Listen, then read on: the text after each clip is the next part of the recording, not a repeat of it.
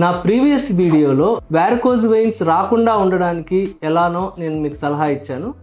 ఈ వీడియోలో మనం ఏవి ట్రీట్మెంట్ ఆప్షన్స్ అవైలబుల్గా ఉన్నాయో మనం డిస్కస్ చేద్దాం.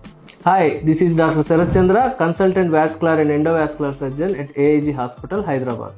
ఆల్రెడీ మీరు వారికోజ్ వెయిన్స్ తోటి డయాగ్నోజ్ అయ్యారా? సో దీనికి మెడికల్గా పెద్ద యూజ్ లేదు. Most of the treatment is by surgical only. సర్జికల్గా అంటే ఏం చేయాలి? ఇంతకు ముందు రోజుల్లో మేబీ ఈవెన్ ఇన్ స్మాల్ టౌన్స్లో కట్ చేసి ఏదైతే వెయిన్ ఆల్రెడీ డ్యామేజ్ అయిందో దాన్ని మొత్తం రిప్ చేసేవాళ్ళు. ఇప్పుడు ఇంకా అడ్వాన్స్డ్ ట్రీట్మెంట్ ఆప్షన్స్ కూడా వచ్చాయి, like glue therapy.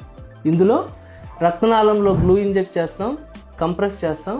With in 1 hour you can go back to your work without any anesthesia effects. But don't forget, whatever may be the treatment option, compression stockings are compulsory. Already surgery తర్వాత కూడా recurrence వచ్చింది, ఏం చేయాలి? Will see in next video.